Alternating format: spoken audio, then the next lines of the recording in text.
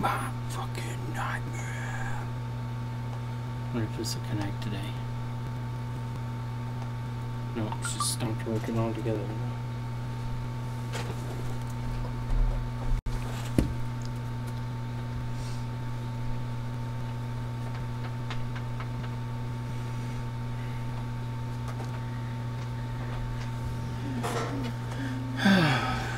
Gotta love the DC power supply. Just stopped working. That's very why. What's up, Marway? Not going to connect. Connect. Off. On. Connect. Not going to connect. Cool. Whatever. Thank fucking Lewis on another rant. I don't understand. No comprende. Por favor. Por favor. It's my Spanglish. Por favor.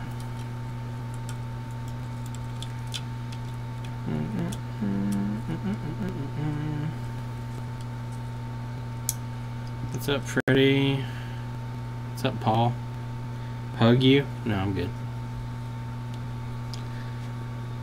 The wave. What, this wave or this wave?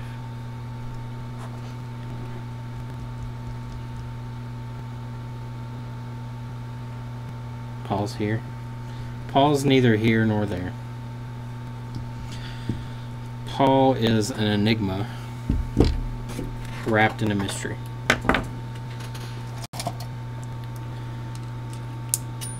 Alright, so we're going to do a quick baseband. Quick. Hopefully. I think it should be fairly quick. We'll find out. And this thing is way the fuck out of focus. Let's get this in focus. Alright. Not that this part will be any good to see in focus anyway, because I'm just going to take the shield off, but we'll do this. What's up? I don't know if I should call you Hammed it or Hamid. Just remember, people, Paul Daniels probably 5 minutes lag behind. He's also a time traveler, so don't let him fool you. Paul actually travels into the future every day. Just ask Paul, what day is it, Paul? He's probably going to tell you it's Tuesday.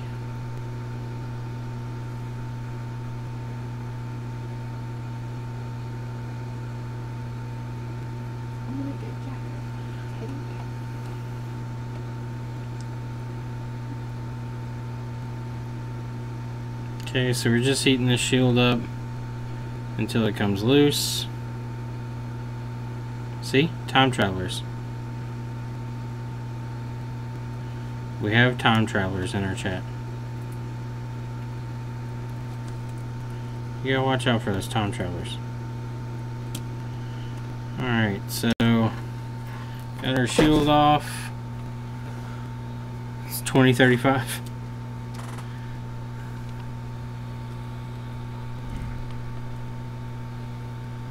Hamid. The T at the end of my name is initial, actually pronounced Hamid. Okay. Well, welcome, Hamid.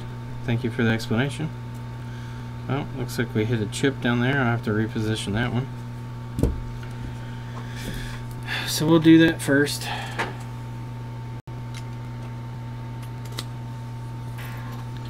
We'll have to straighten out our... Hopefully we haven't knocked too many caps sideways or anything down there. It's the only drawback to taking off this shield is you run a chance of hitting these components.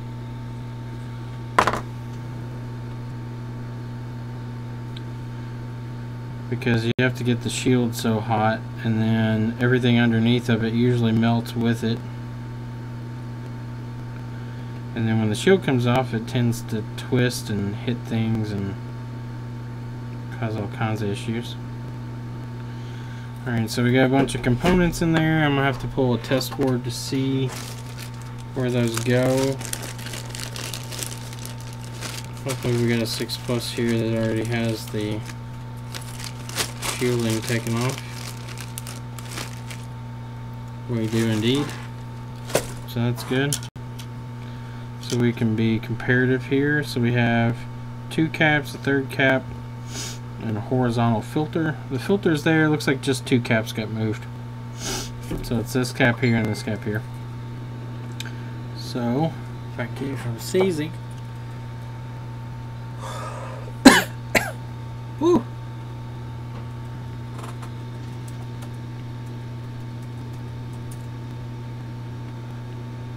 Received your package? I think so.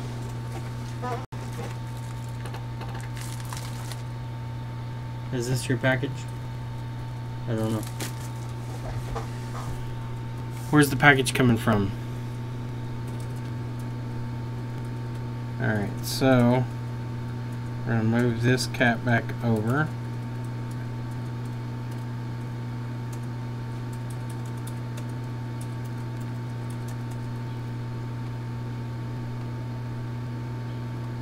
Okay. Tap that back into place. And then I'll let that cool for a second because it's too hot right now. These are all moving. Bodies. Yep, got it right here. They will be worked on tomorrow. That's in the tomorrow pile. Or as Paul would say, today pile. Because he's a time traveler. If Paul says anything otherwise, he's lying to you. Alright, so I'm going to let that cool off for a second. Let it cool. Since we just put a lot of heat on the board, I want to let the board cool off just for a little. Jessa says you should go in while it's still hot, but I prefer not to. I prefer to let it cool off some. Once the board's warm and you keep working the board, it tends to heat soak a lot faster, so anything on the other side of the board is going to get damaged quickly. So I like to cool it off with a little bit of liquid and air. Alright, so that should be cooled down. Yep, nice and cool now. So we got our caps back in place, and we've got our chip back in place. Got a nice even gap in between the chip, which makes us confident that it is in the right position. So now we get to go after big boys. So this one is showing the classic baseband issues. Whenever we turn the phone on, it's searching no service. When we type in *pound 06 pound, it brings up no IMEI number. The IMEI is present and the modem firmware is present in settings, but I don't think that it updates as fast. So, alright, Anthony paid his. Alright, so Anthony, we did yours off stream. Sorry. But I really needed to get some stuff done today. We were way behind. Alright, so I've got my what seems to be 8 or 10 millimeter tip on here, the larger one of the few. That way we can heat up this baseband a little more evenly. There is a chance while doing this that we can cause issues. Anthony, it wasn't bad. It was about like these. Touch IC was simple, and as much as I'm going to have to do on this one will be how much I had to do on that one. But you can really, if you can heat up the other side of the board too much pretty quickly on these, usually what will happen is you'll cause TriStar failures. We had one earlier that was a TriStar issue afterwards, but replacing TriStar fixed it. I would almost say with baseband it's almost like a guarantee that you're going to have TriStar issues. afterwards. So we're going to let that kind of cool while we clean up the lead-free solder.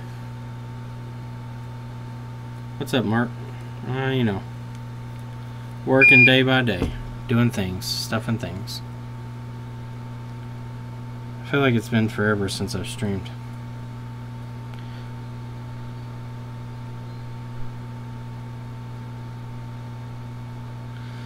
Oh, yeah.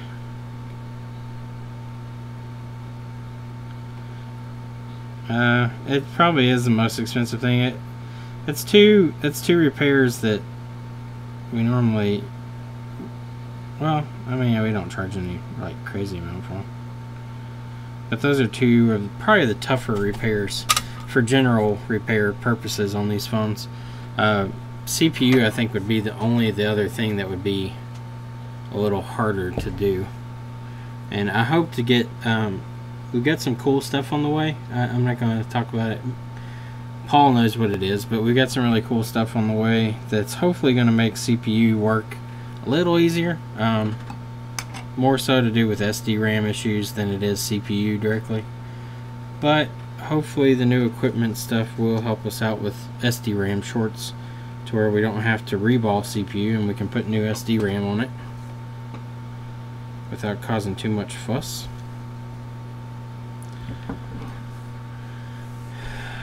The iPad mini, which one? The no power one?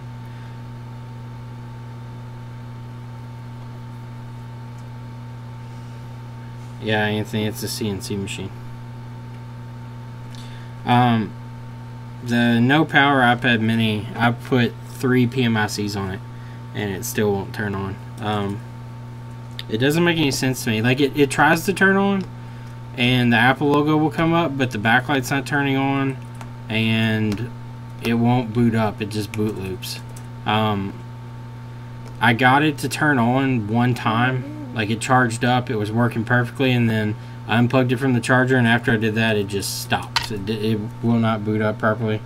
I've thought about putting a new PMIC on it, but honestly, at this point, the way it's acting, I don't think PMIC is even the issue. Or not PMIC, the TriStar. I don't think TriStar is even the problem. I'm really not sure what's going on with it now. It was a PMIC issue, and now I have no clue what it's doing. Like, it'll constantly boot loop when you have the charger and the battery hooked up.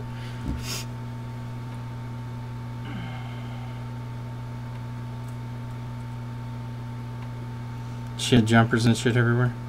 Well, it's crazy though, because when we put the PMIC on the first time, it worked like first shot. Like, as soon as I plugged it in, it started charging. I was like, fuck yeah, we got it fixed. And I took it off charger. Like, it was pulling 1.2 amps or something like that, charging the battery. Like, it was, the battery was dead, but it had pulled it all the way from dead to on. And then, like, I was like, okay, well, I'm going to unplug it and move it over here to plug it back in to let it charge. I unplugged it, and it shut off and didn't turn back on. And I thought maybe that the PMIC was just shitty because I didn't get a good reball on it. And so I put 2 more PMICs on it, and neither one of them have changed the results or the outcome. And they have the exact same symptoms on every single one of them. Like, it pulls the exact same amperage and everything, so it can't be PMIC related.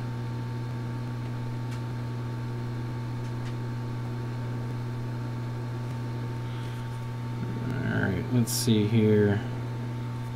Alright, so that's all cleaned up. Evening. Yeah, it was decent. Yeah, Anthony, we've got the Kindle boxed up. I'll put it in there with the Kindle. We'll send it out probably in the morning. I'm gonna go. Okay, I'll be done here in a minute. You wanna keep her since I feel like this? Yeah, that's fine. Do you want me to grab food on the way home? Yeah. Or do you want to eat some in the house?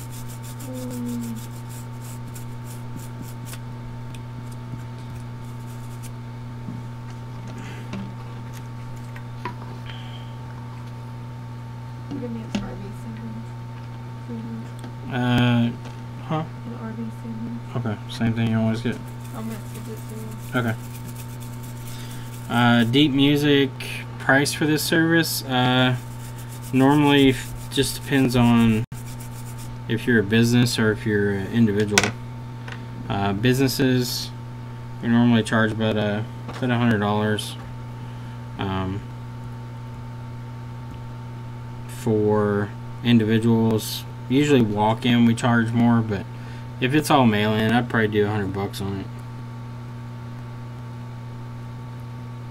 it. People that come in, I'd normally charge like $125, $150 on this, that walk-in. Considering it just really depends on, I guess, if you have insurance or not, because insurance will make it not worth it. But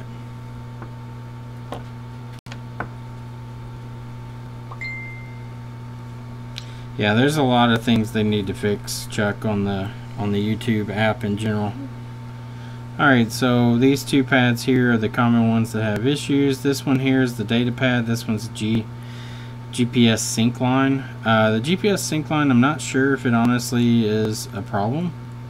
I've been running short jumpers and long jumpers just to test. If none of the short jumpers come back, I'm just going to start doing short jumper only on these. But I put out about 4 or 5 with the long jumper, and I put out 3 with the short, so I'm going to do a couple more short jumpers to see if they return. We're doing long jumpers on the data pad, but short jumper on the GPS.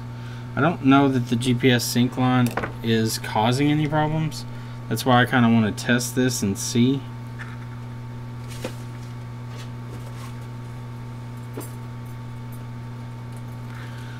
So that's kind of what part of this job entails. Like, you kind of have to run tests and stuff.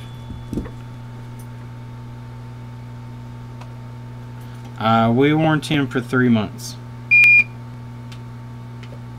But I'll be honest, Anthony, I think we've had maybe now 3 come back that were actually something to do with the board having issues still. Of those 3, one of them was pre-jumper and the other 2 were faulty ICs themselves. Love you. Love you. See you in a little bit. Okay.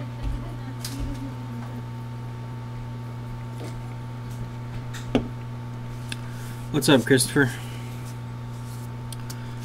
Jeff, good to hear, good to hear. I've got to ship out a few more t-shirts too. It's been kind of up and down, like shirts have come in at random times. I tried to get them all together, but we had a few that were still lagging behind, but I went ahead and sent out the first group of them. I still got to send one to Paul Daniels, and I got to send one to it's terrible. I can see his name in my head. Now I forgot it. Brandon Tisdale. I got to send those out, and I think I'm going to send one to the Pauls, either Paul, depending on which ones we see, I guess. Since they've donated so much to the channel, I want to at least do something, even if it's something stupid, I guess. Send to you. Well, we'll definitely be doing some more giveaways, so t-shirts will probably be on there, and we'll do some more cool stuff.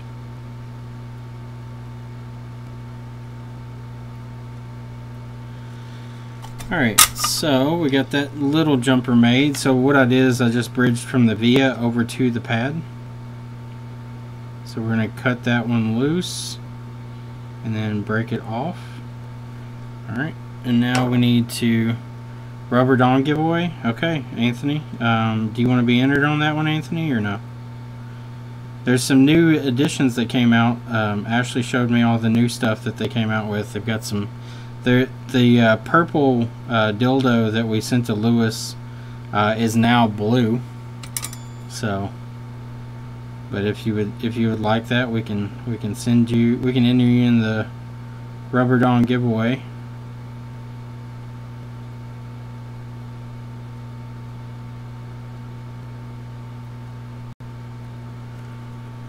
Absolutely, give it to my personal address. I'll be interested if you're giving your shop away. Maybe one day I'll give my shop away for money. I doubt it. I doubt anybody would buy my shop.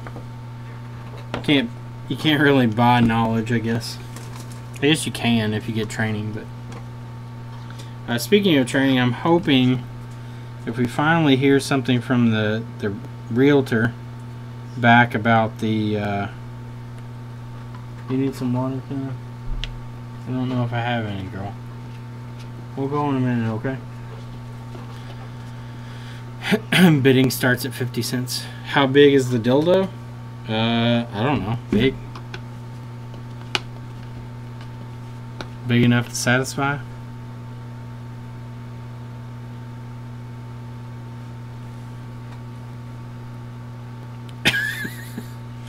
Your ex-wife will love the dong.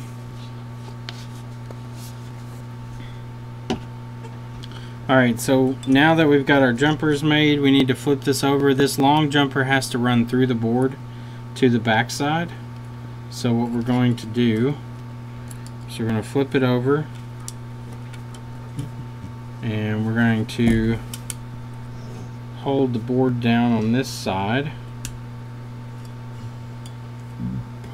We're going to take the antenna off here, pull it back. Now we need to take off this shield. Just it would help if you all could see. I don't know how much good the second camera does or not. It may be completely just useless.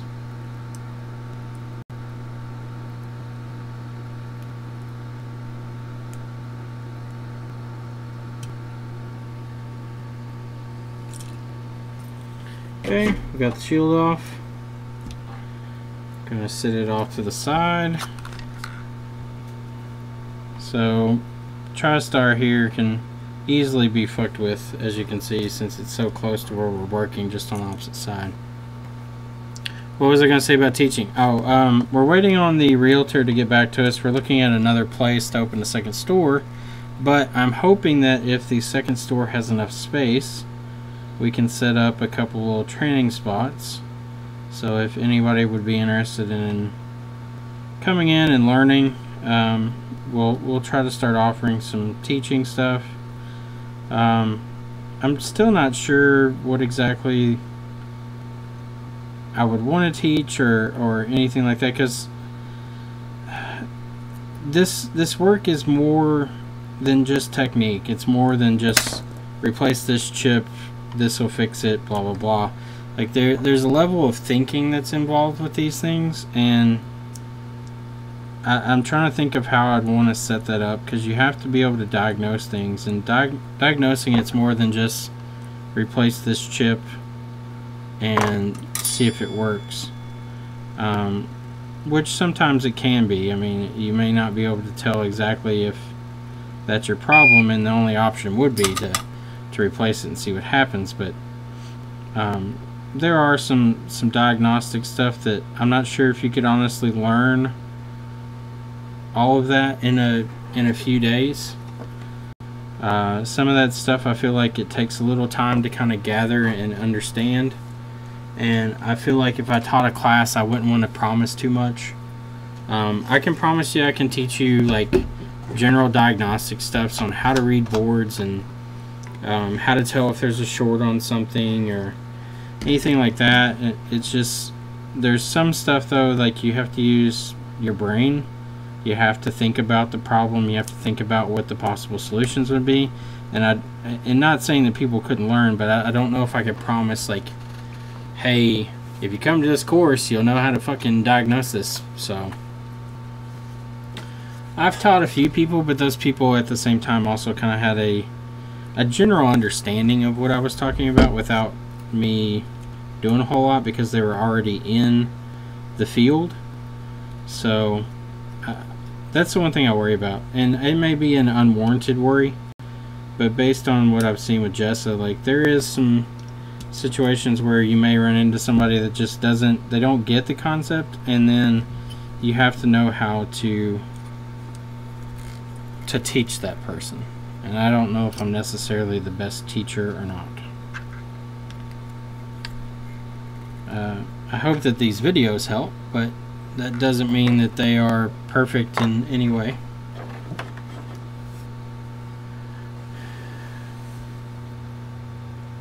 Hey, what's up, Paul? Alright, so I'm going to put down some conformal coating.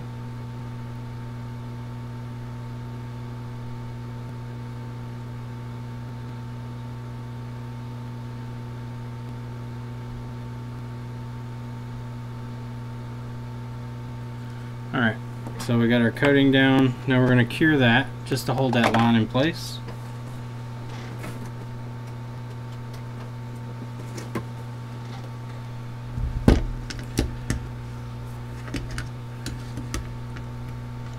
Yeah, and Lynn, I agree. You can't, like, to be really good in this field, you have to be able to think of things in a I guess analytical, like a process way. Like, if this doesn't work, what creates this? Or if this doesn't work, what would have caused it to stop working? And some people think that way and some don't. Yeah, Lisa, I agree. It is hard to explain sometimes, like, you're thinking. Like, I think when you explain stuff to people, they're like, well, like, in your mind, it's natural. Like, you're thinking to yourself, well, of course you would look at this. Why wouldn't you? And to other people, like, when they talk to you or when you explain it to them, they just kind of look at you like, what? And I can understand, like, I can understand what it's like, because there's some stuff that people can talk to me about and I may not understand what the fuck they're talking about.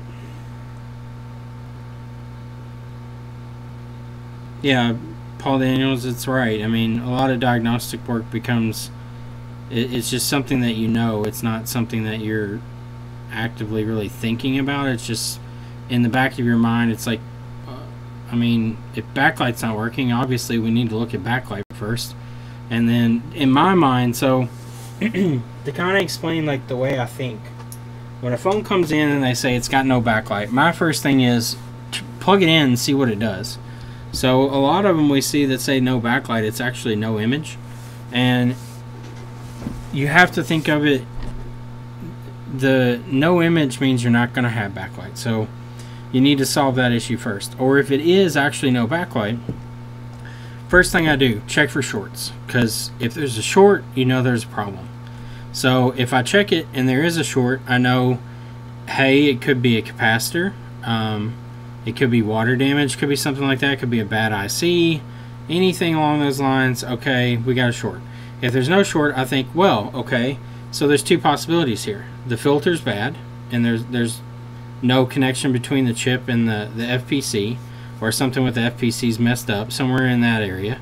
Or I think maybe there was a short, but it is now blown up so much that there's a disconnect between the IC, or the cap, or wherever, and the output. And I have seen that where the cap has failed and caused the IC to fail, and then it kind of separates the output completely somehow from the filter. I don't know how it did it, but it has. So there's a lot of things that kind of go through my mind without me actively, like, thinking, hey, I need to check this, I need to check this, blah blah blah. It's just kind of something that becomes second nature to you. Alright, so that all looks good. Pads are fairly wicked down, that's good. We got our jumper wires run, this one to the other side. It's tacked down, so we need to tackle baseband now. So baseband, the first thing I do is we need to wick these pads off. Surprised we don't have very many viewers tonight. It is late though. I don't know what I'm complaining about. So let's go ahead and clean this up.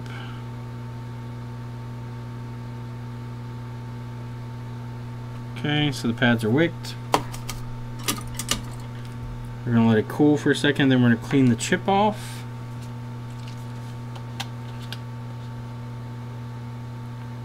Anthony, no. I actually buy directly from China for my iPad screens.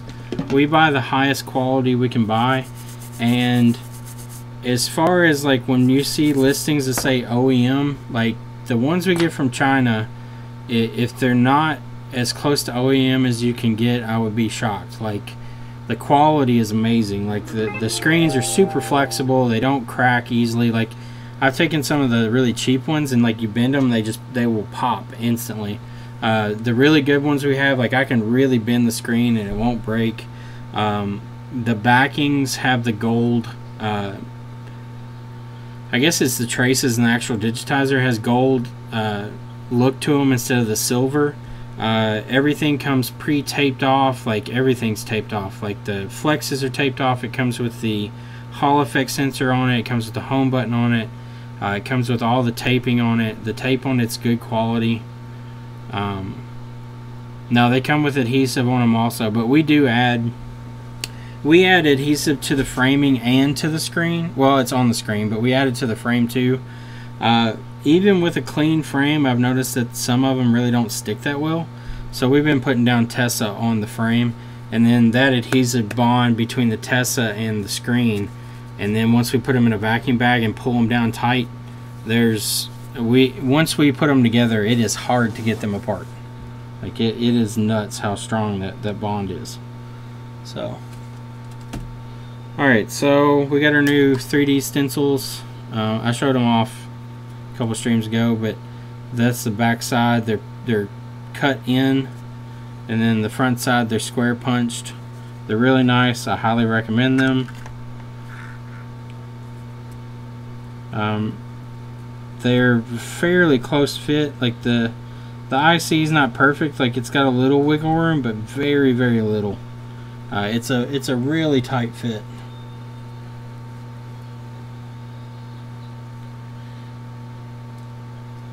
Alright, so this is our dried paste. If you look at it and the way it smears, it's very, very dry. The drier paste, if you watch when I reball this, it's not going to boil out flux. It's not going to push up the solder very much, and it helps out extremely when you're doing chips with tight spacing. The CPU being the main one. I'm going to try to do more CPUs to test, but we've dried out paste even more than we normally do to see how it does, and it does really well. So I'm going to go ahead and heat this up, and you'll see how much it helps with keeping that down in there. So there we go. Baseband's reballed. We're going to let that cool for a second. Let me get that a little more in focus for you all. We're having a shitload of issues with screens lifting and corners along the bottom edge where cables are also. Yeah, get the Tessa 60. I think it's 60. It's either 61,395 or 63,195 or something like that. They sell it on tapetemplates.com, and I think iFixit now sells it too. But it's really good shit, and the vacuum bags are awesome. Like with clamps, like you have pressure points where it pushes down hard, but other areas it's not. With the vacuum bags, it's a uniform pull down. It pulls the screen tight, and you can leave them in there without feeling like you're putting too much pressure on there or anything. I really like how the vacuum bags work. Alright, so that's stuck in the stencil fairly well. We're going to put no tension on it. I'm just going to heat it up to the point where the solder will melt, and it'll kind of help release it from the stencil a little bit. Alright, let that cool for a second.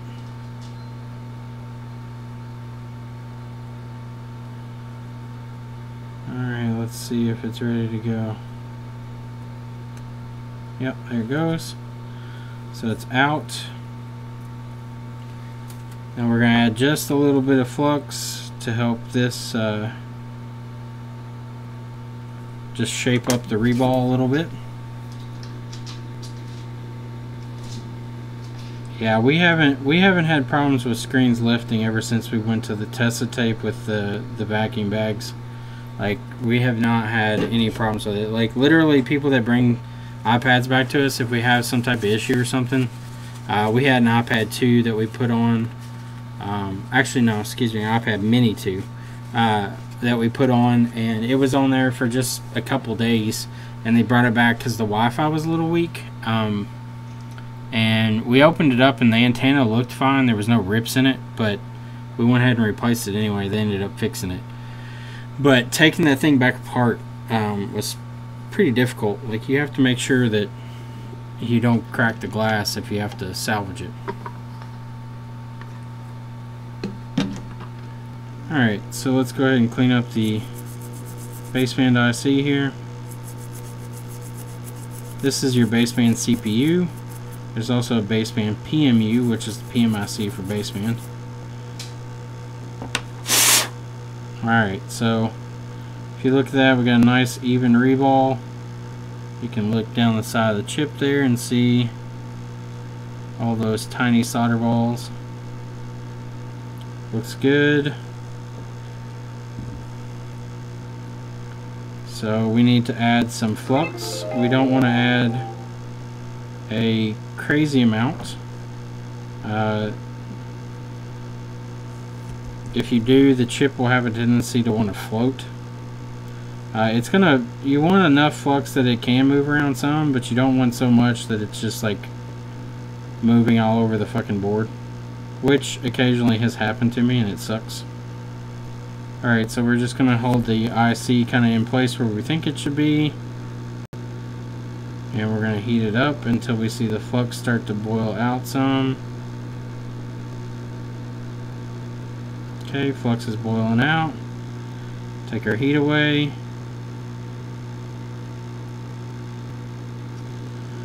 Alright, so hopefully this won't move on us too much. Okay, it's shifted over, which is fine. There we go. So I tapped it. Now we're going to heat it up. Okay, should be liquid. Now we need to let that cool off.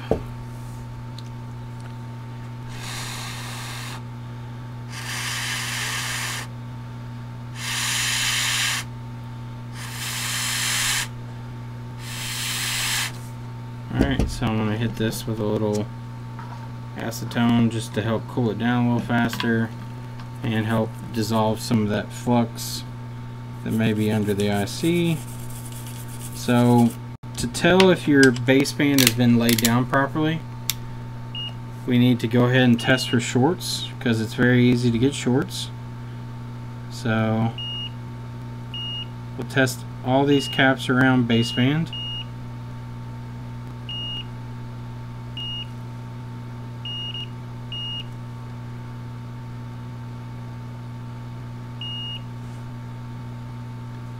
These are the main ones to be concerned with. These bottom ones here and these on the side.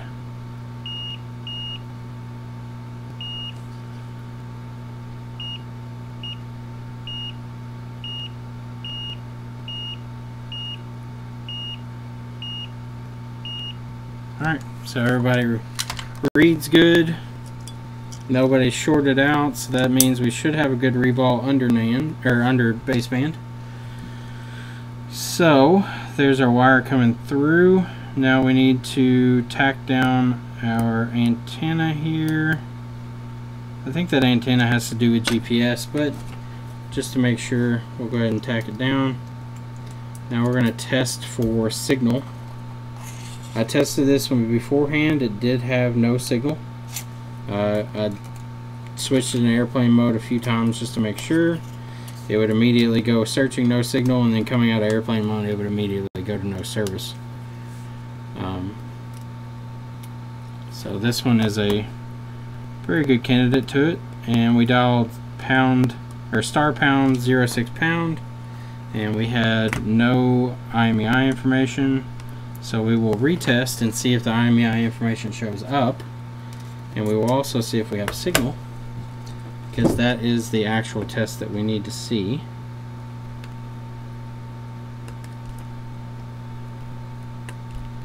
That's what we're most concerned with. Hopefully this battery is, I believe this battery was charged. Nope, it's deader than shit. I lied. It's dead.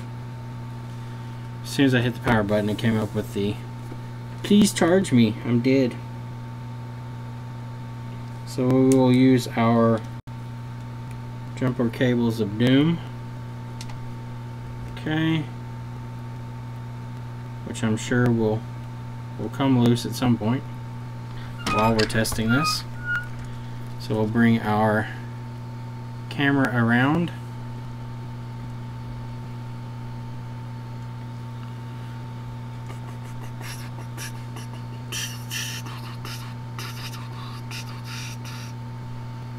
Paul should be on most of the repair forums, or on most of the repair Facebook groups.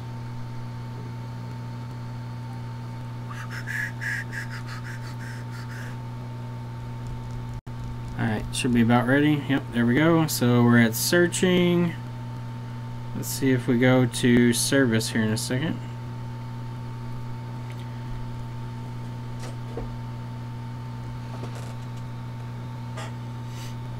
Come on, baby, get service.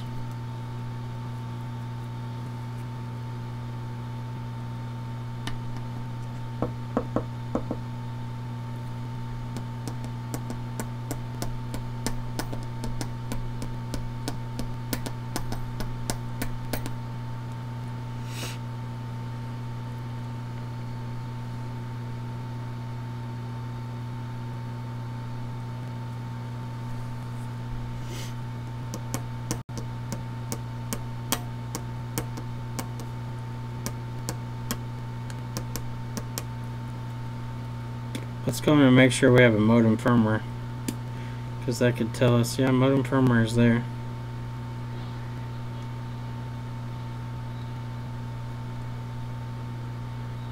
Yeah, it's present.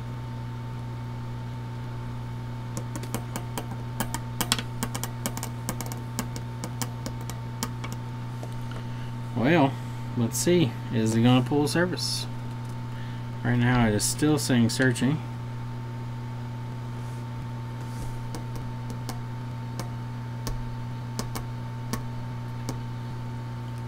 May eject the SIM and pop it back in just to make sure Baseband is reading the SIM correctly. I don't know if that SIM card was in the right spot or not. Okay, so it knows when the SIM is out. It saw that. So we'll pop the SIM back in. Alright, so went to searching. Yep, went straight to no service.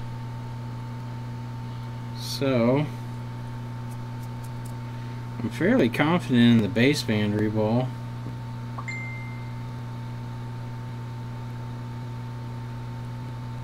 Let me see if it shows us anything.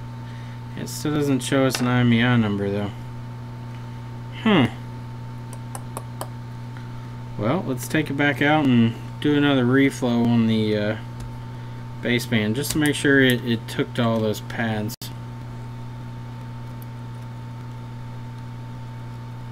Because I'm fairly confident in that reball.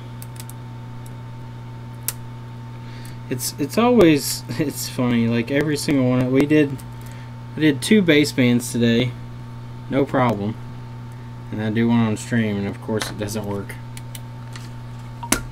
Doesn't work because that's how life goes.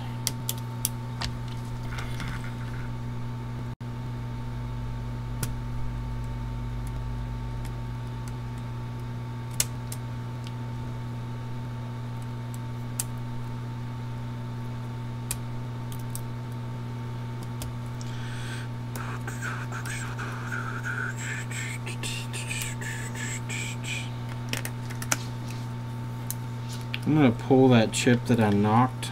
I'm going to pull it up and make sure that the pads are not bridged. Because if they are, they can cause some baseband problems usually. So I'll make sure that those are okay. If we keep having issues, I'm trying to think what we could do. It's got to be, I don't know, maybe it's not baseband related all the time if it doesn't show the number. I'm not sure. That's the thing that we need to figure out, like what is an indicative, like 100% sign, hey, baseband's the problem or this is the problem or whatever. Alright, so let's go ahead and add a little flux in here.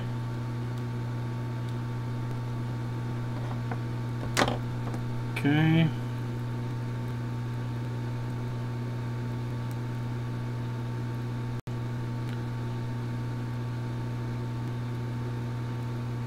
So I'm just going to heat this chip back up.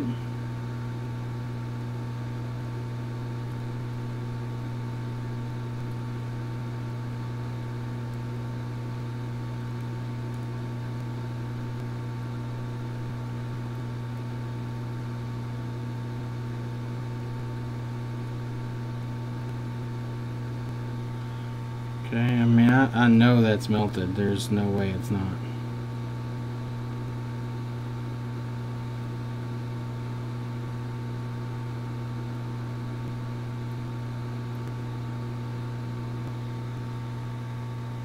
Okay. I don't think there's any way that those could be bridged, to be honest.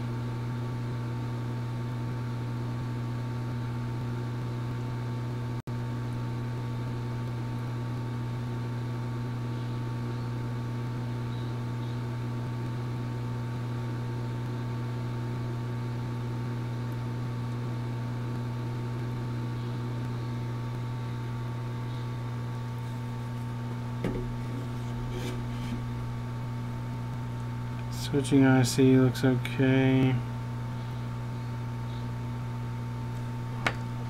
Very cool. Depends on the laptop. We fix a lot of Macs, a lot of Windows computers. They're so hit or miss, and usually by the time you look at finding a board for them, you can usually buy the board as cheap as it can be repaired in most cases. So if it's a Windows-based computer, I would recommend, in my personal opinion, to look online and see how much a board is. Unless the boards are just really expensive.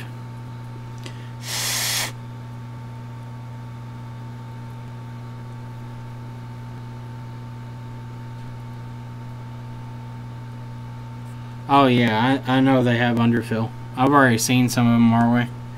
You know what's stupid though is we've already seen some of those underfilled ones already come in with touch IC issues. But hey, it'll probably be like TriStar, taking TriStar off. Whenever it feels like it's up to temperature, just kind of wiggle it and see what happens. Alright, so the issue is the trace that fails. It's not like underfilling the chip. I don't think it's going to do any good for them. The trace actually fails, and if the board still flexes, the trace can fail under the underfill. But they've been putting out the underfilled chips for a little while now, a few months. Somebody posted one on the cell phone forums and said it came in for touch IC, and it had underfill under the chip.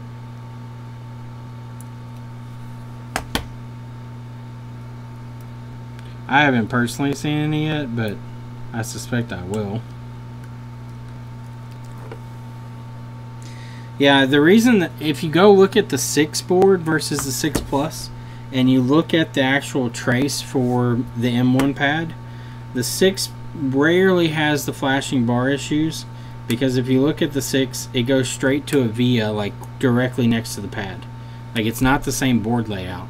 So they don't have that problem very often in the 6. I've only seen it one time, and that was due to somebody like mashing the chip down against the board with a piece of tape trying to make it work. And it actually broke the pads underneath the chip. When I took it off, they all came off with it. Most of the time on the 6s, it's usually either Cumulus has a crack under it, or even Mason can have cracks under it. So normally the best thing to do is just pull them both and reball them, and that is the fix for those. I don't know of any other fix for the 6 other than just replacing the chips or reballing the chips. I don't think there's any type of jump or anything that you can do on the 6 to really help it from it happening again. The 6 seems to happen strictly from fractures in the solder. What's up, Spectre? Let's see if that made any difference. I don't think it would have, but we'll find out here in a second.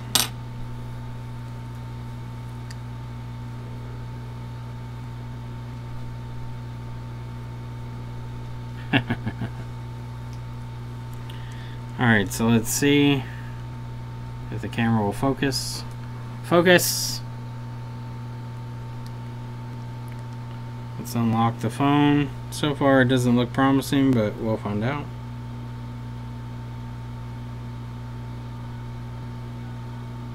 So still no number showing up. I really don't think that my baseband reball was bad, to be honest.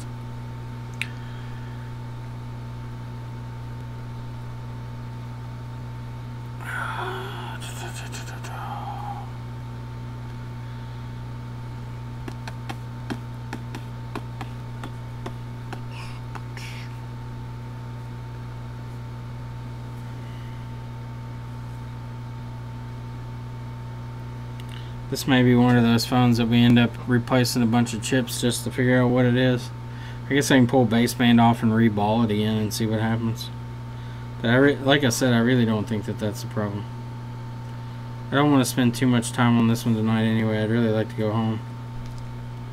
But I figured I'd stream this one for you all.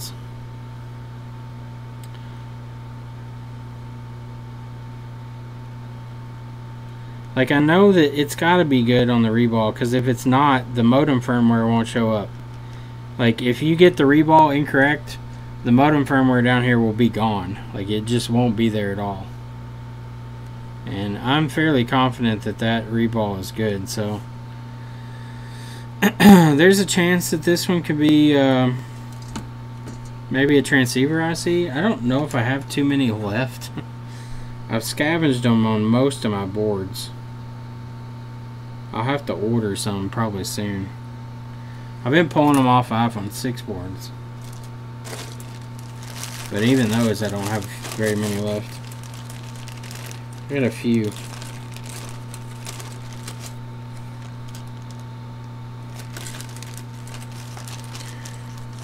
Alright, so let's go ahead and replace the transceiver ICs. And then if that doesn't fix it, I'll reball baseband, then I'm going home. Fixed or not. But like I said, it's just my luck. I do a stream on this shit and it didn't work. I did 2 earlier today and they both worked fine. Like, as soon as I turned them on, pulled signal, fucking full bars, no problems, take the SIM out, put it back in, full signal, make phone calls. Is the iPhone blacklisted? I doubt it. The SIM card's Verizon, so it has service regardless if it's blacklisted or not. I use that card even if it's not a Verizon card or a Verizon phone. It'll still pull signal on the activation screen when it's asking you to activate, even if the SIM card's not supported. That's why I always use a Verizon SIM card, because it'll pull signal regardless of the situation. Alright, so got my iPhone 6 board here. I'm going to grab my holder for the 6 boards.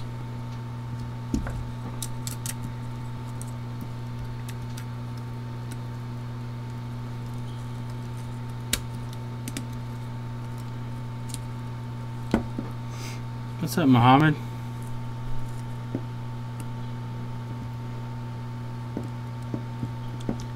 Avogo? Which ones are those? Are they on the front or the back of the board?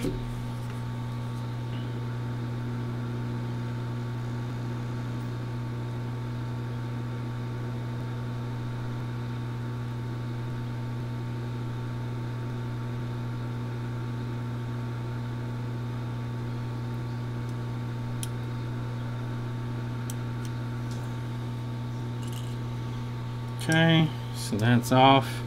The 2 chips that we're wanting are these 2 right here, this one here and this one. They're both transceiver ICs. They do the data transmission between the SIM card and baseband, or CPU, one or the other. They do all the data talking back between the cell towers and the actual phone. So if these are faulty, you won't get service. You'll get the same symptoms as baseband. You'll get searching, no service, when these are bad, because it's unable to talk to the cell tower, so it can't get signal. Okay, so we got our ICs off.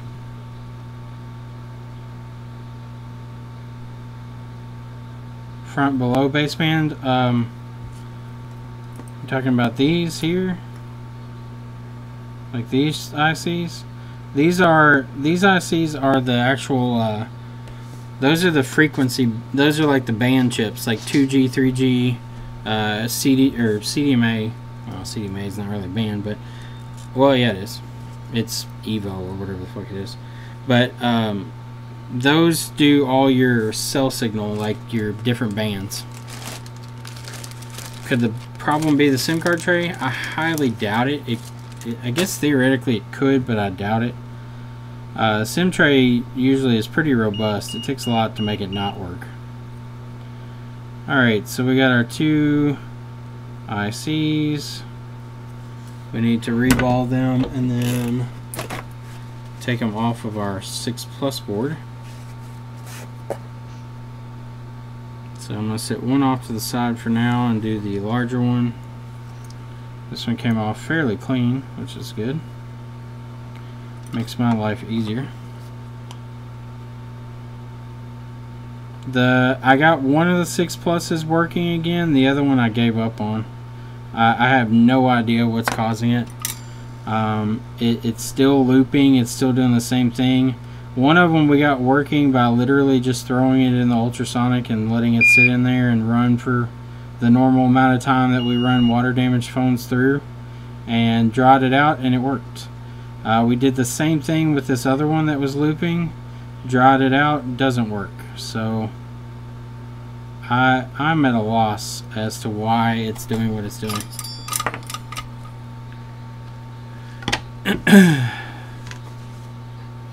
With the tray getting the same type of error message, I don't think so.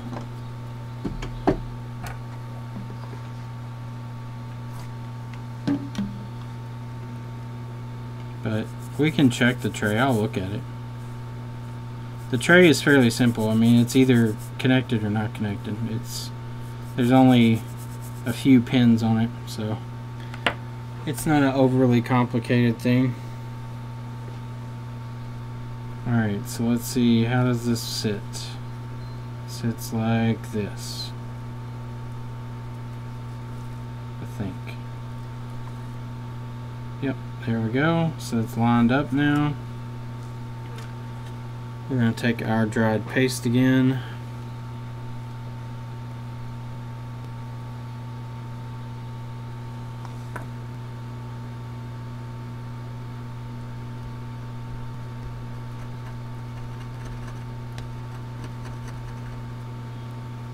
Alright, so we got our paste in.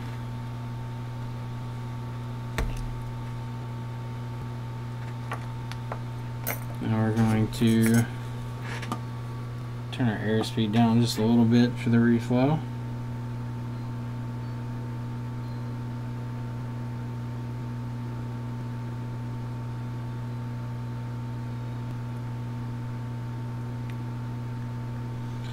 Alright, there we go.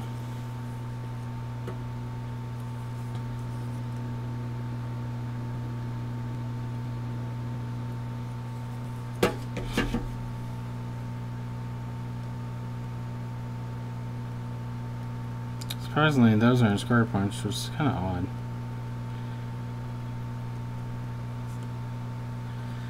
Alright, so we need to put a little bit of flux on here and reflow this chip.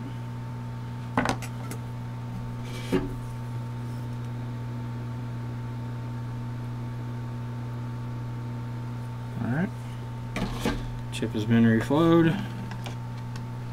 Do I burn my fingertips when reballing? No, not really. Not normally, at least.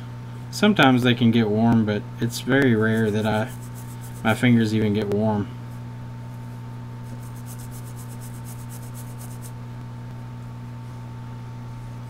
Okay, so that one is done and ready to roll. Now let's do this one.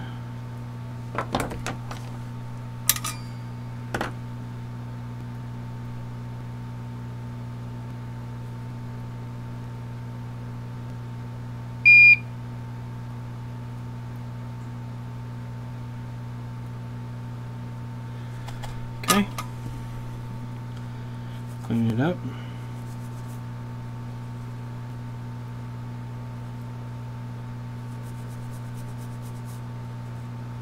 You get it cleaner than that. I'm going to take it off the paper towel for a second. Got too many fibers stuck in it now.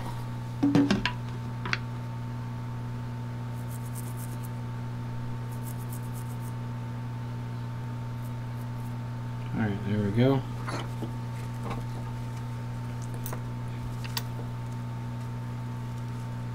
Put it on our paper towel. Getting a stencil.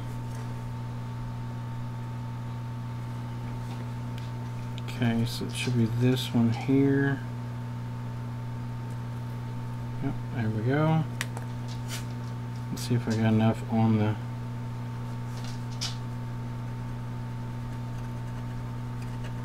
Oh yeah.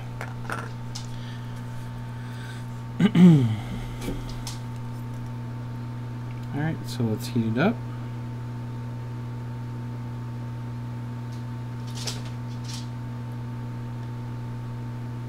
Alright, reball is complete.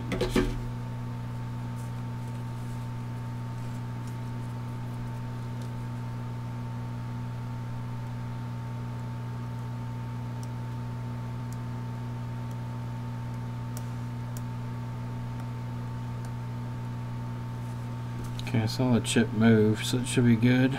Here we go. Put our stencil up. Do a light reflow on this, just to make sure that our solder balls are all formed up. Okay. Those are all formed. And now let's take the transceiver chips off of our board.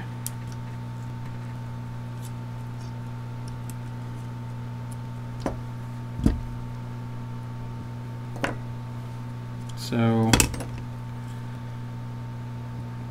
here and here are pin 1.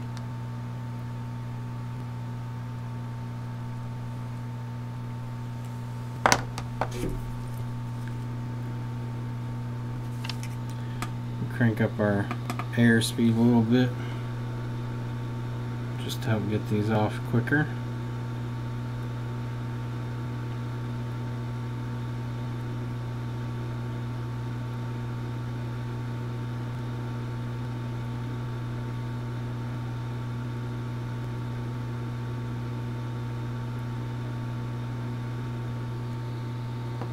Okay, that one's off. That one's off.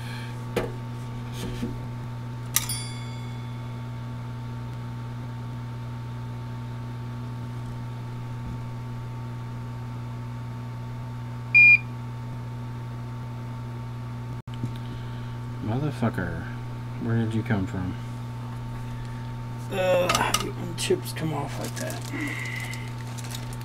Just stuck to my fucking iron, so I don't know where it came from, if it's even supposed to be there or what.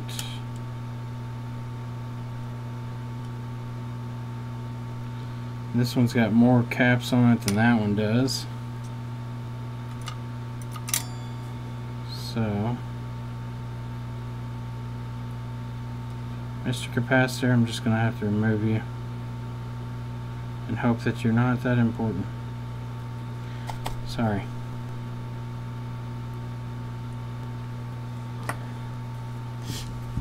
Alright.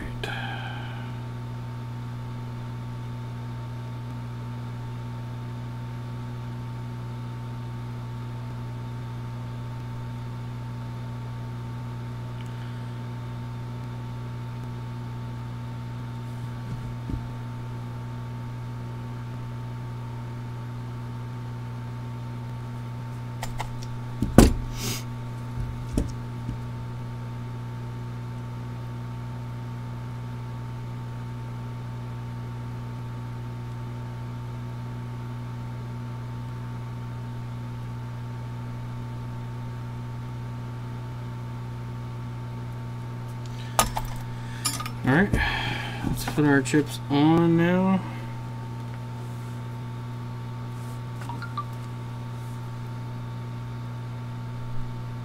So these should go on much quicker than the other ones came off.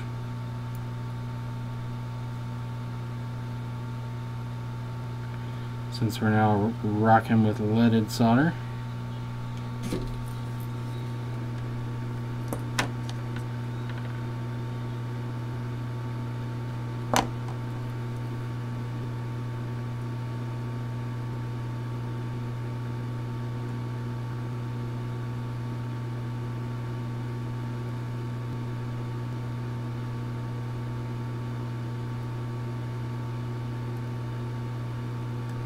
Okay, that one's on.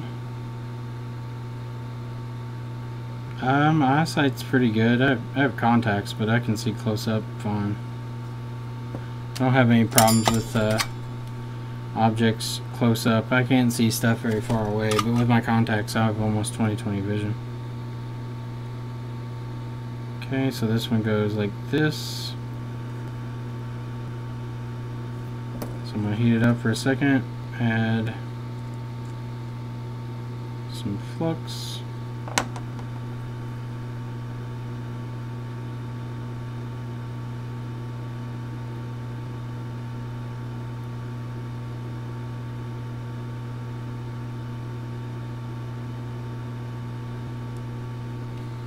Okay, that reflowed.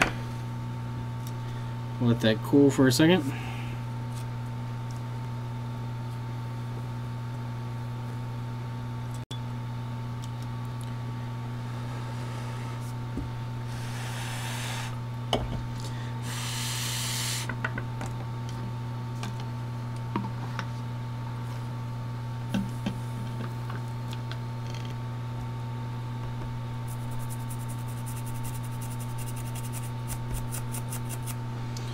Make sure I ran my jumper to the right pad. Yep, it's on the right pad. Sometimes I wonder like if I made the wrong jumper. It's not uncommon for me. Alright, so let's retest real quick and see if we have signal or not. I hope we do, but won't know until we try.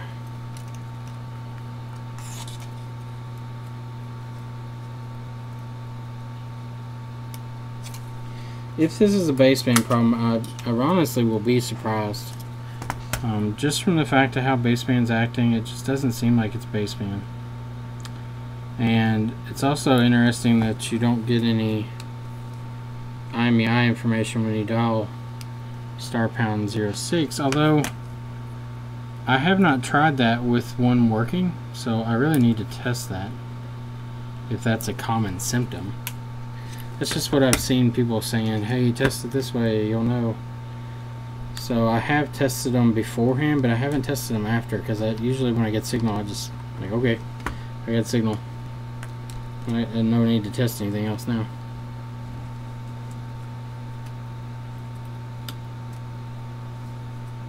Okay, SIM card is in. Let's hook up our power. If I can find it, there it is.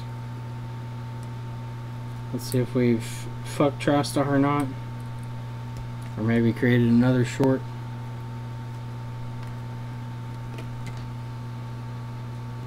Actually may have created a short.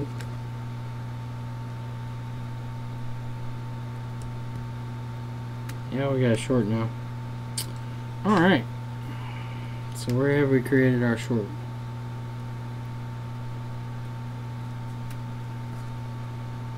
We've created a VCC main short somewhere. We need to find before we can proceed.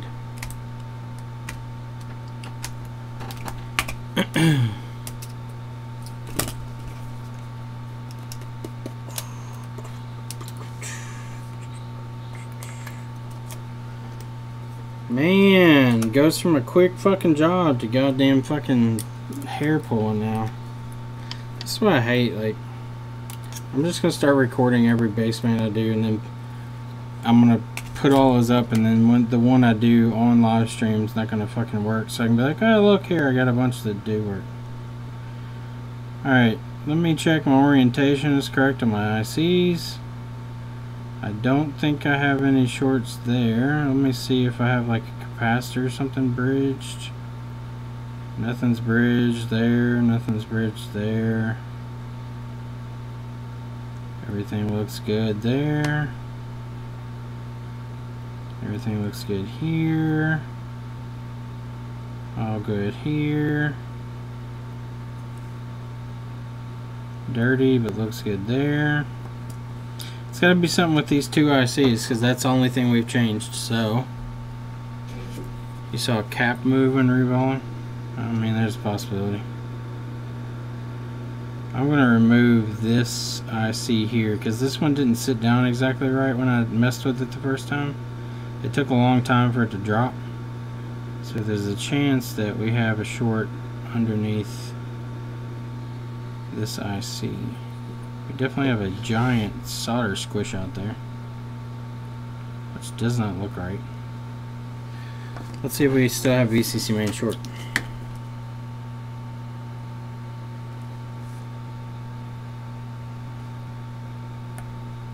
Yep, short's still there. Alright, what else do we have here? We'll pull this IC back off and see if we still have a short.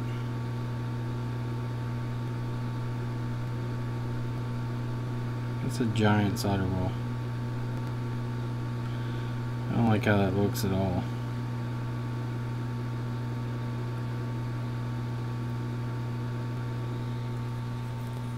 Okay. So we got that IC off.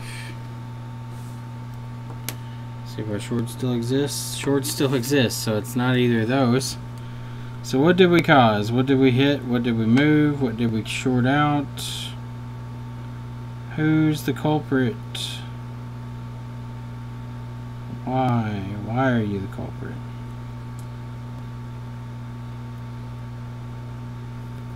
Okay, so there's VCC main all around this area. I wonder if that was touching something. Let's see, maybe it's the antenna the whole time. Nope, still short. Alright, let's cool this board off. And let's see what gets hot when we put some voltage into her.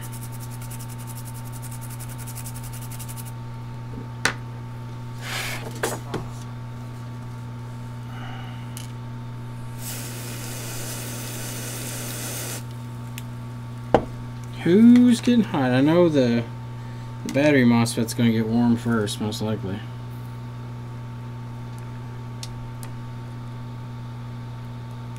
So that won't be a shock.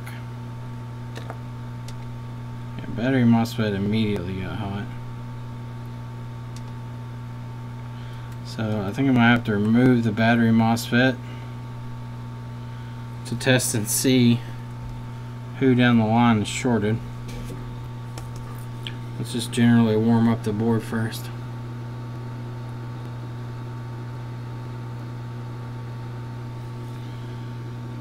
Alright, so let's take our battery gate off here.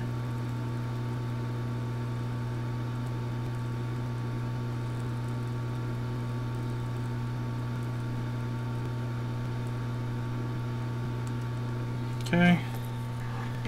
Battery gate's off, and we're going to bridge these four here. Okay. Now let's cool it off.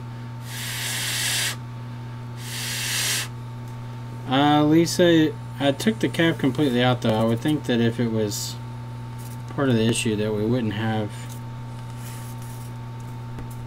a short there. It just wouldn't have a cap. Alright, so let's put some pre-spray back on the board.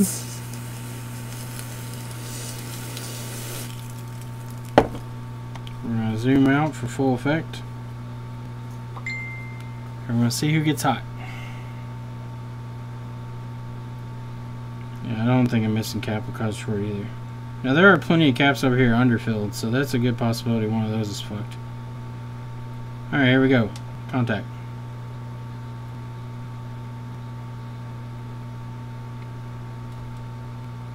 I'm gonna have to crank the current up because the short's so low.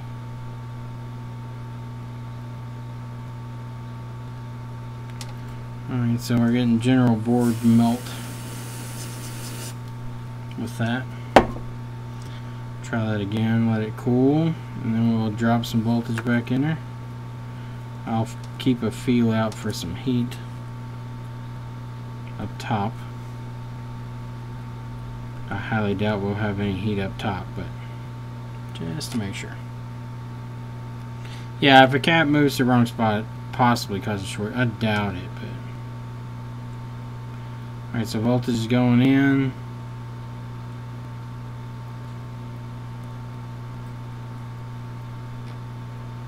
Nothing up top's getting warm. Alright, so the melting still seems to be occurring down here at the bottom. So let's flip it over and see if it's something on the front side.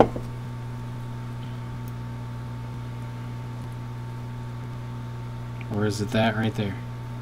Could have been that right there. Let's see. I don't think so. No, it's not. Okay. So let it freeze up.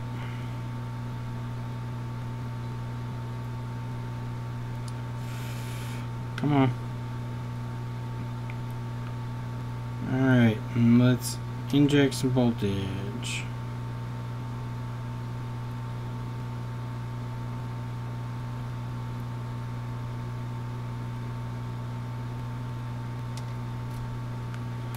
Still nothing.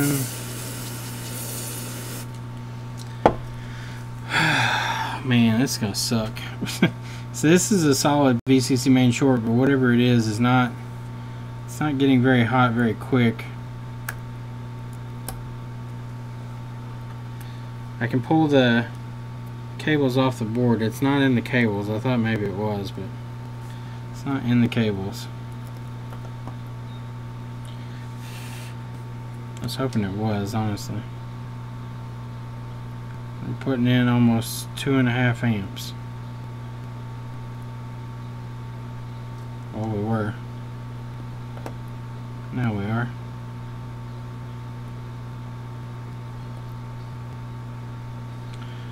See, we're just getting general melting without any type of heat signature. Use the face? Yeah, I might have to. I might have to let it sit for a while and get hot before I can find the short.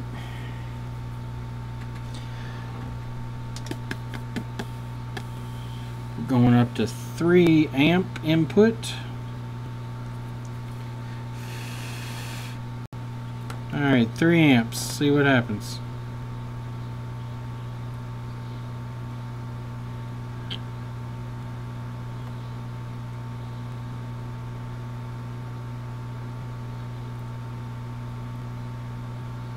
Nothing. Nothing melted down there. Man, what the fuck could be shorted to cause... This is nuts. That we've got this solid of a short, but no heat signature showing up immediately. Alright, one more time with freeze spray, and then we're going to go to let it sit there and get hot until we can feel something really warm.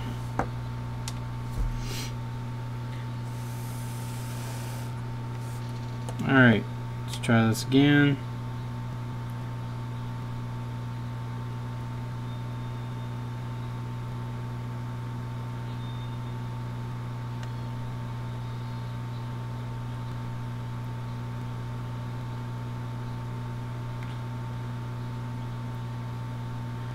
It's just melting down there again near the connector, which is heating the board. Yeah, nothing showing any heat signatures. Alright, so we're just going to let it run. Dumping heat in. Anything under the sim tray? No.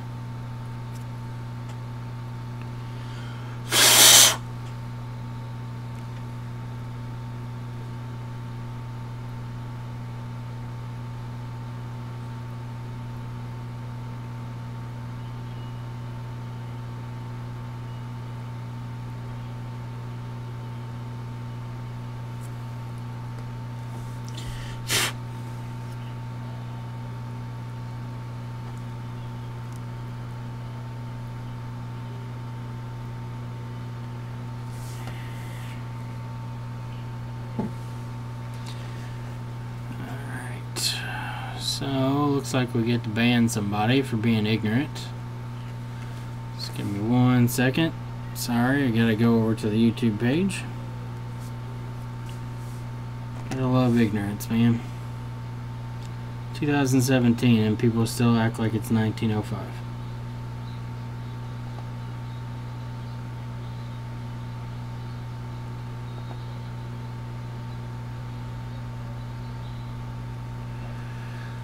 See you later, buddy.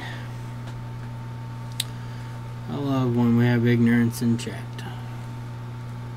One day, people will learn to fucking act like adults. Sorry about that, for everybody that had to read that shit.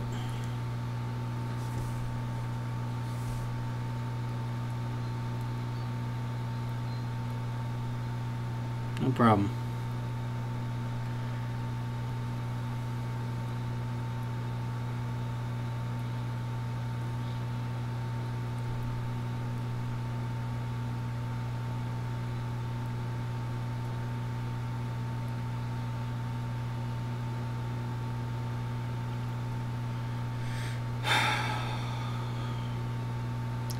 And what the fuck could be drawing this kind of current and not getting hot?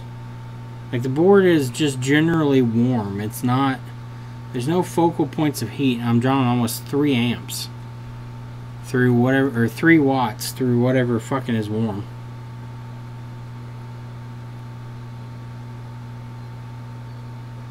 Yeah, I'm pulling almost 1 volt at 3 amps.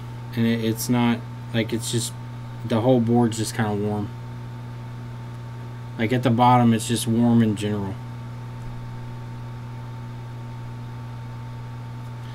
Alright, so I'm going to pull ZXW up and look and see what VCC main is around this area. Hopefully that'll shed some light on what might have happened. I looked for any obvious shorts and I didn't see anything. So VCC main, where are you at? There we go. So VCC main, there's absolutely no VCC mains in any area around the 2 transceiver ICs. Now there is some on the other side. There's some under this IC, but we haven't touched that one. And some of these caps and stuff around here, but none of those have been touched either. I'll just do a general reflow of these areas. Maybe something got fucked up, I don't know.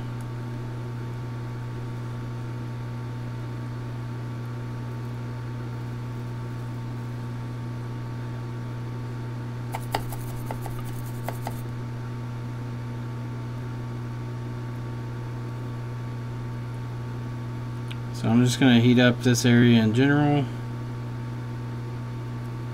until these are all floated. Okay, that area was all floated. Everybody went liquid on that side. Let me look for any obvious bridges or anything that I may have created. That's the only other thing, but that's the thing, like in the area that I was working, there's no VCC main line, so there's not, like VCC main stops at this point. Like it would have to be north of this.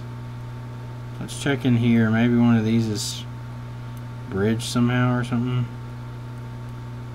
There's a solder ball there, maybe.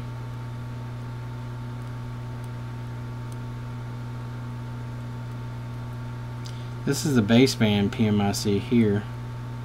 But I don't think that the baseband PMIC would have been hot enough to do anything either.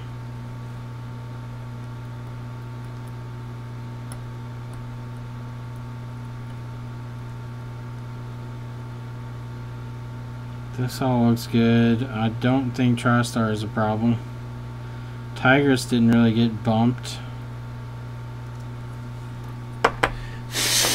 Alright, let's see if we still have a short.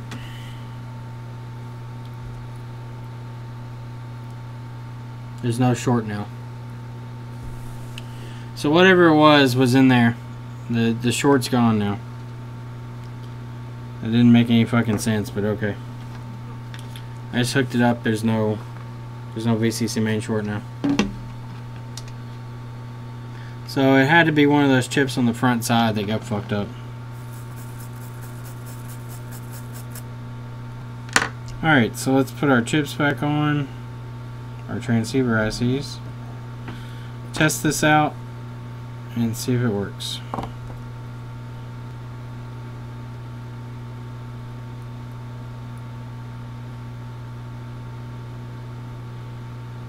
Yeah, I don't know. Short, it had to be under one of those chips on the front side that caused the short or something. That's the only thing that I can think. Because it's gone now.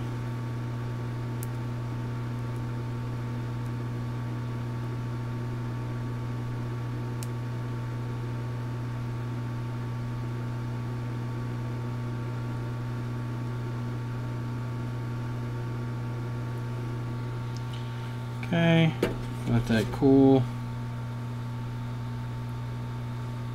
Let me check the bottom of this IC.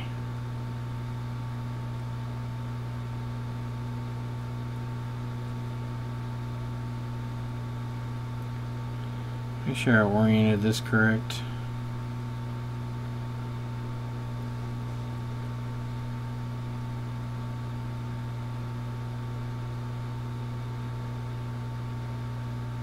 Yeah, that's correct. That's how it goes. I'm gonna knock that one solder ball down. The reball still looks fairly good underneath. It's just that one solder ball was really tall. Alright, so let's put that one back into place.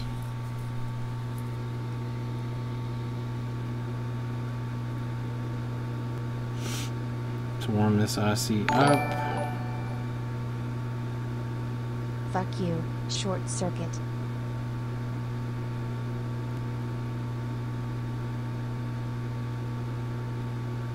Okay. I blew the short open.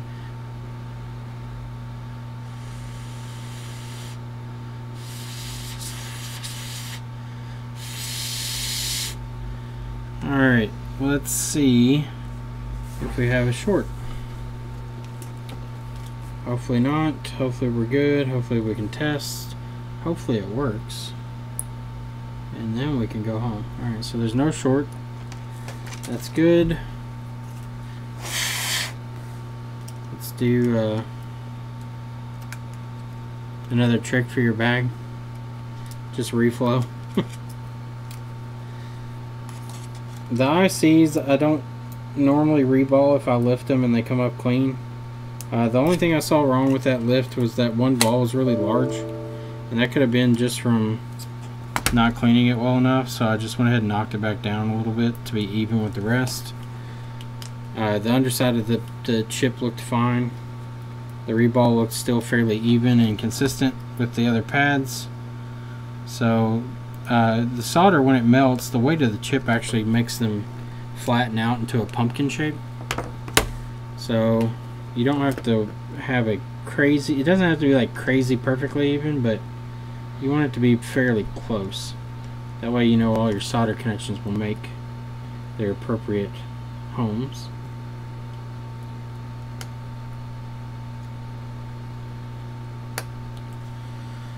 Alright, so let's pop our SIM card in.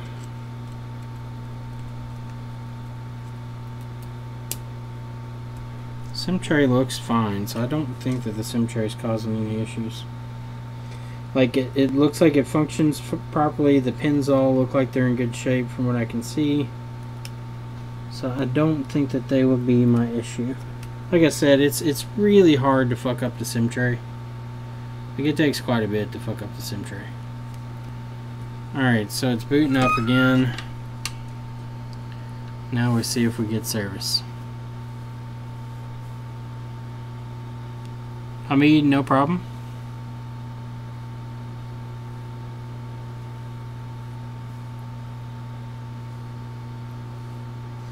The reball is to make sure that it's leaded and to make sure it's consistent. Did I hit the power? I think I nudged the power cable and it came loose. That or we have serious problems. The amp draw looks normal, so I hope not. Hope we don't have any other issues. I'm about to go home. I'm tired. It's fucking boot looping now. That's awesome. It's not one thing, it's another with this phone. Man, why the fuck can things not go right on stream at all? What goes wrong on stream. I'm going to take these chips off and see if it'll boot. Just to make sure it will boot. Because it'll boot without the transceiver ICs even on the board. It'll boot up even without baseband. It won't restore without baseband, but it'll boot up without it.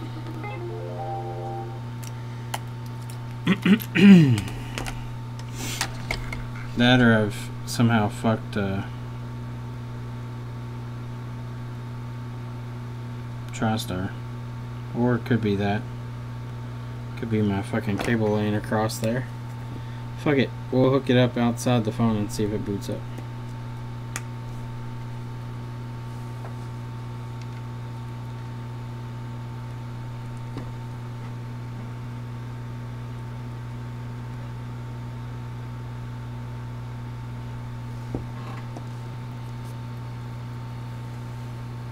Yeah, I do want to go home.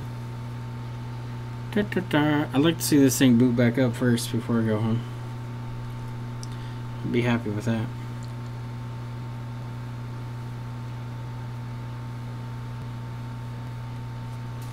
Please don't boot loop.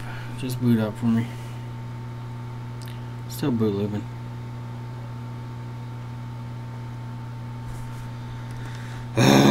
Fuck me.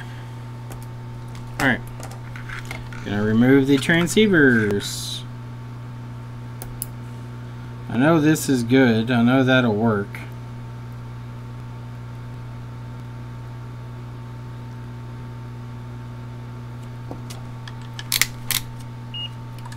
We'll make sure that the two sides are connected. Yeah, they're definitely connected. That's not the problem. Let's go ahead and take these transceiver ICs off. Actually, I know why. This one's in the wrong orientation.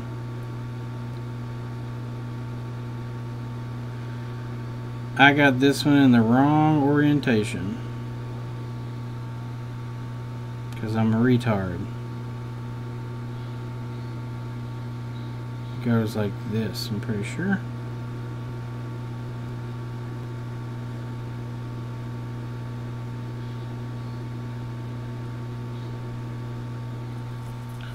Okay. Ask Siri where the short was. She'll tell me it was at the Apple store and I should take it in there. Which may be the appropriate solution if I keep dicking with this one.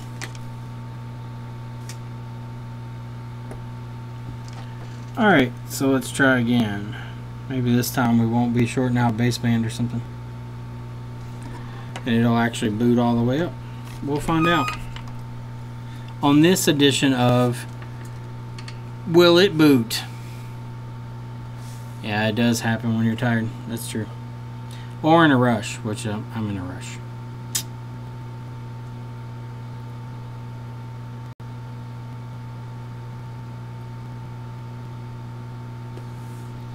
Please boot up.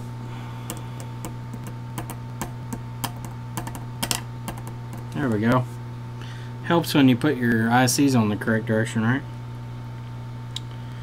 Alright, so let's put the SIM card in and see if it'll pull signal without an antenna. I doubt it, but we'll see. Alright, SIM card's in.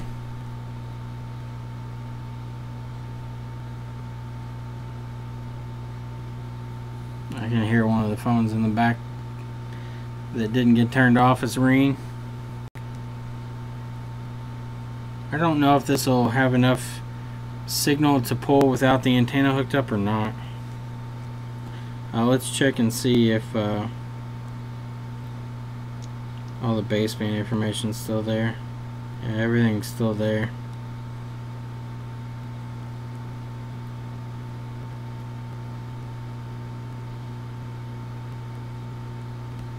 Let's see if we got anything different here. Nope, nothing different there.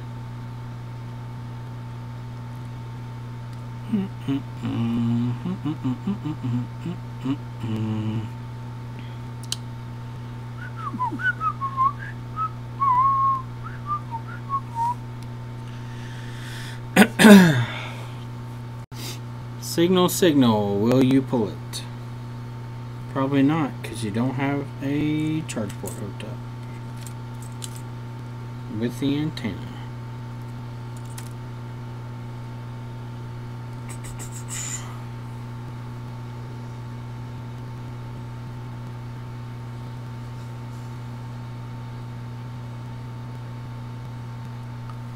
Blah blah blah blah blah blah blah blah blah blah blah.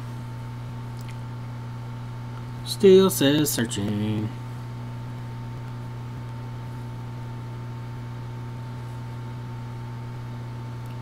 Still searching. Alright, so I'm gonna pop this into a frame just to check real quick. Just to make sure that it's not an issue with having no signal because the antenna is not hooked up. I'm just going to place it in the bottom. I think the bottom one's the only one that actually does any cellular.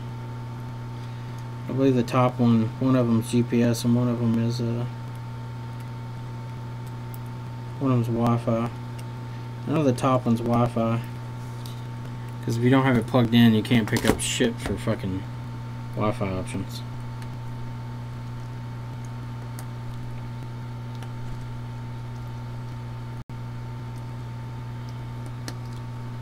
Okay, plug in our SIM tray, put our power, well, antenna came undone again.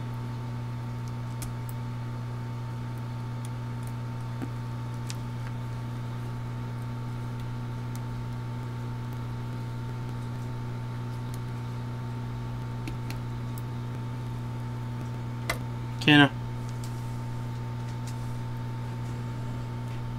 what are you doing?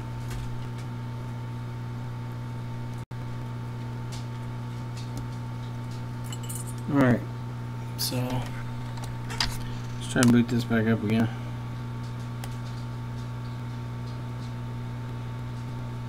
Alright, so it's booting up. We got it hanky-janked in there. Let's see if we get any signal. If not, I'm probably gonna go home. I'll just come back to it tomorrow. It's already 9:30. I gotta go to bed in an hour or so.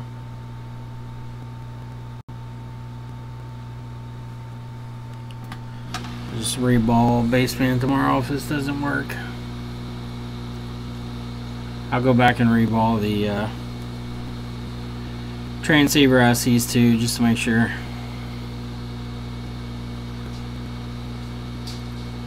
Alright, still says searching. I wonder if we can't get signal because it says it's December 31st. Let's connect it to Wi-Fi just to make sure. Well, of course I don't have the antenna hooked up, so it's not gonna.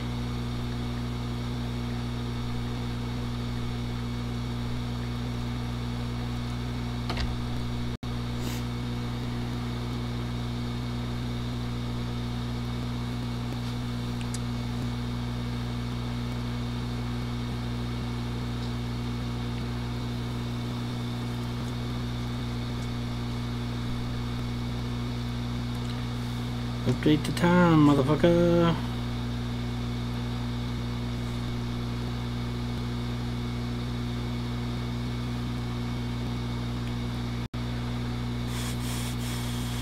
You're not connected to the internet.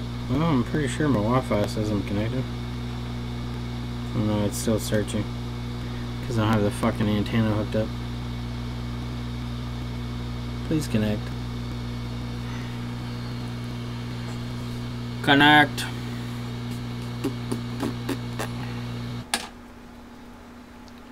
Fucking connect.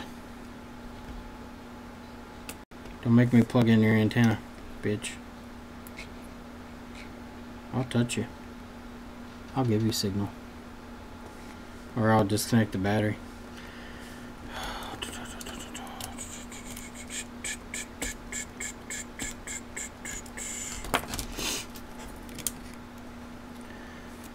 Disconnect the battery, that's a good thing to do while you're trying to test something.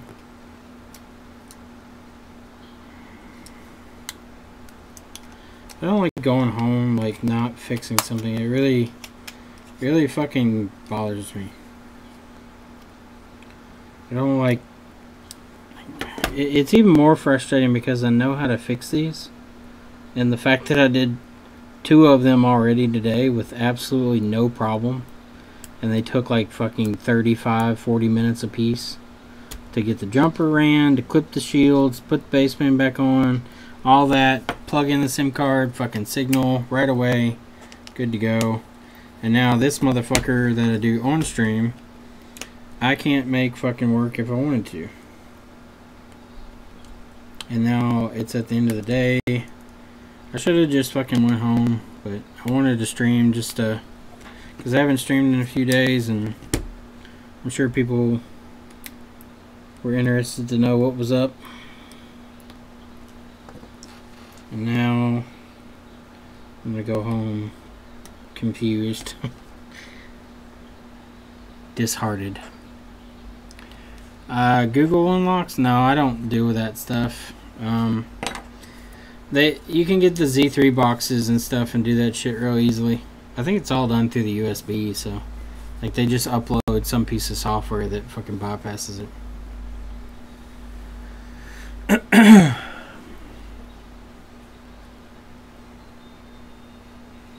I'm hoping maybe we just have like a dry joint or something on our baseband. Usually lifting it and then putting it back down will get rid of that. Not blacklisted? I don't believe this one's blacklisted. Well, we have Wi-Fi now, so that's good. God damn it, I disconnected the fucking power cable again. Ugh. Hate when I do that. These cables are super loose.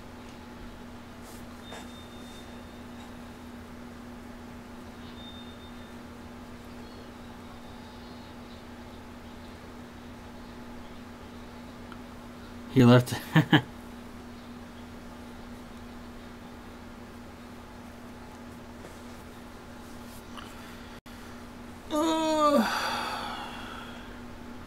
Yeah, the Z3X boxes, it's real easy to do. Honestly, I mean, the investment's just not worth it. I've got people that I can go to that do it for fairly cheap, so for me, it's just not worth putting money into.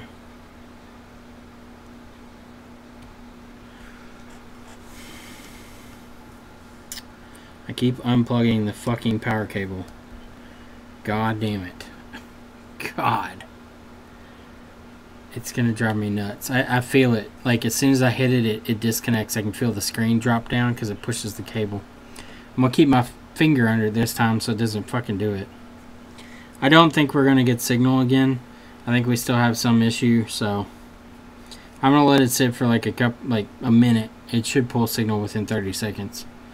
If it doesn't have signal by then, I'm done. I'm gonna go home. I'll come back to it tomorrow.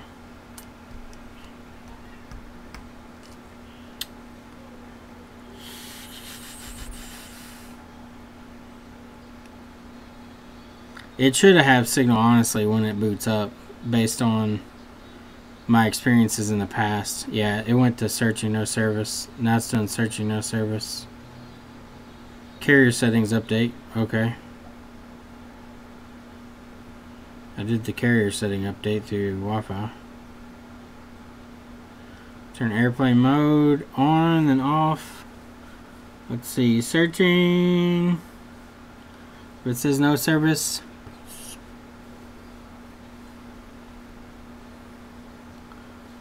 I know it's going to say no service.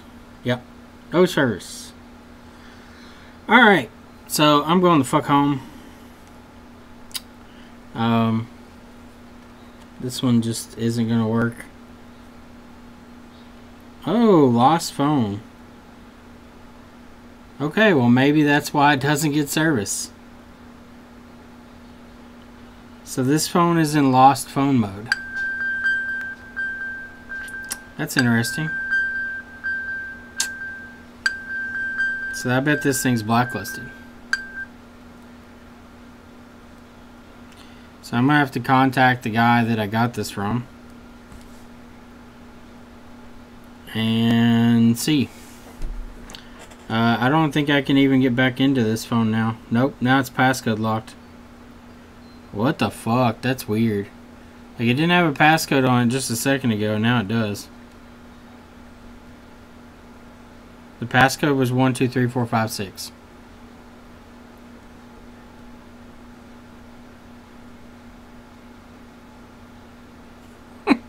I guess the password.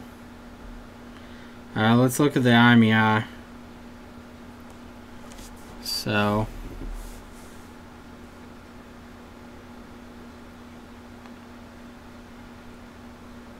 yeah, the password was 123456. He's probably watching. Probably. I hope he's not watching, because I want to go home and not dick around. Alright, so the IMEI is 35439.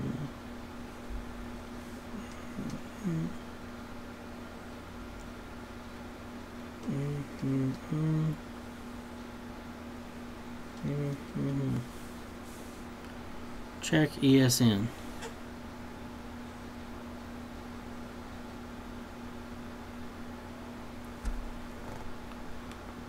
It says that the device is clear and has not been blacklisted. I wonder if it just did a reset, because I don't think the power disconnected there. I think the phone just reset itself. I wonder if it's wiping, or if it just rebooted for the fuck of it.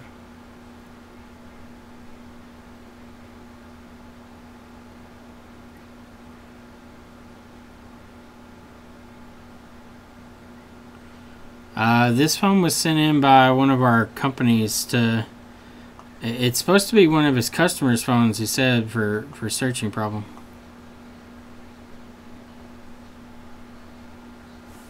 No, it kicked me back to the screen. Yeah, I can still log in. I'm gonna have to contact him tomorrow and ask him. It's got Snapchat, but it has no other fucking apps. It doesn't make any sense. Like, it has their info on here.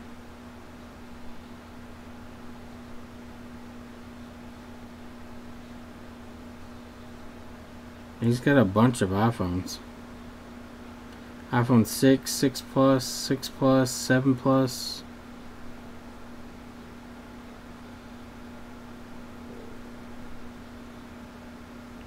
Find my iPhone's turned on though.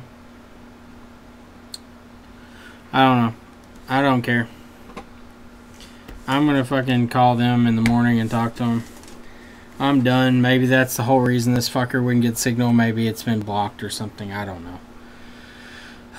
Thanks for watching, guys and gals. Sorry for the long stream with no fucking solution. I'm gonna change the name of it to iPhone searching no fix turns lost stolen mode.